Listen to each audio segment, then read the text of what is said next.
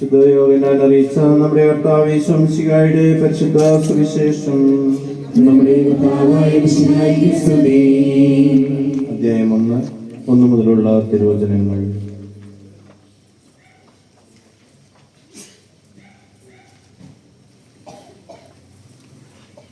ആദിയിൽ വചനം ഉണ്ടായിരുന്നു, വചനം ദൈവത്തോടുകൂടിയായിരുന്നു, വചനം ദൈവമായിരുന്നു. അവൻ ആദിയിൽ ദൈവത്തോടുകൂടിയായിരുന്നു. സമസ്തവും അവനിലൂടെ ഉണ്ടായി, ഒന്നും അവനെ കൂടാതെ ഉണ്ടായിട്ടില്ല. അവനിൽ ജീവനുണ്ടായിരുന്നു, ആ ജീവൻ മനുഷ്യരുടെ വെളിച്ചമായിരുന്നു.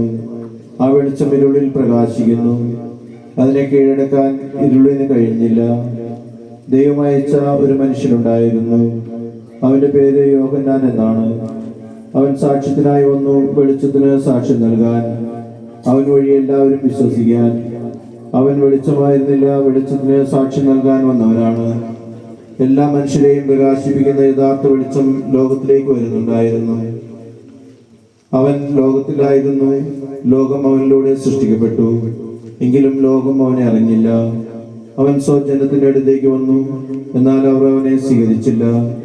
തന്നെ സ്വീകരിച്ചവർക്കെല്ലാം, തന്റെ നാമത്തിൽ വിശ്വസിക്കുന്നവർക്കെല്ലാം ദൈവമക്കളാകാൻ അവൻ കഴിവ് നൽകി.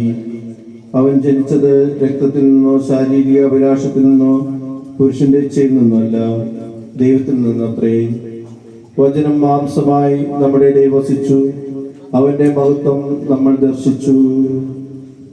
വചനം മാംസമായി നമ്മുടെ ഇടയിൽ വസിച്ചു, അവന്റെ മഹത്വം നമ്മൾ ദർശിച്ചു.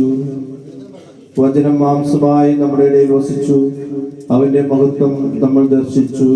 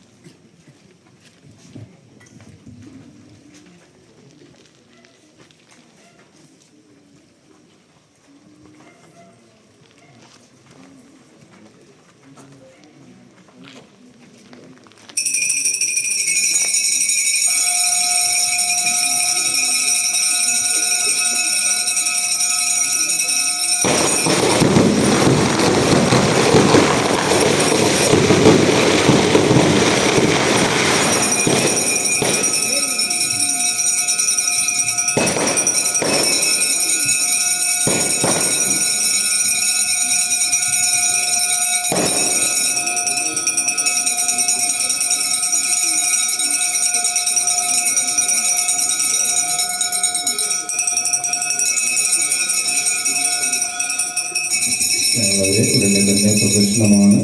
എൻ്റെ കുരിശ് എൻ്റെ പുറകിൽ രണ്ടുപേരെയായിട്ട് നിരന്ന് കിഴക്കേ ശരീരത്തിലേക്കുള്ള